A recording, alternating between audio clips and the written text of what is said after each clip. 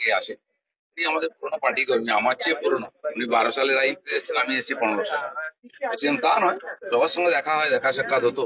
আমার বাড়িতেও এসেছেন। তো বিয়ে করার ব্যাপারটা হঠাৎই এসছে পরিস্থিতির কারণে, আর সেটা হয়েও গেছে যথাসময়।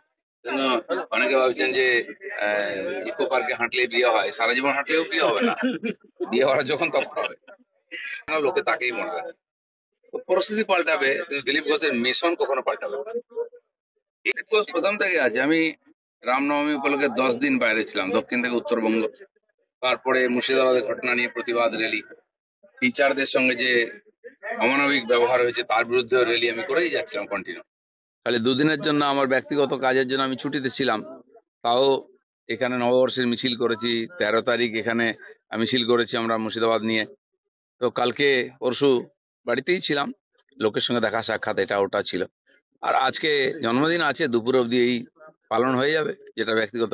আপনারা জানেন লোকেরা বড় বড় হল নিয়ে, স্টেডিয়াম নিয়ে জন্মদিন পালন করে, খরচা করে। আমি খোলা মাঠে করি, আর লোকে রাত্রেবেলা কেক কাটে, আমি ভোর 6টায় কেক কাটলাম। এই জন্য বুঝে নিতে হবে দিলীপ ঘোষ দিলীপ ঘোষ।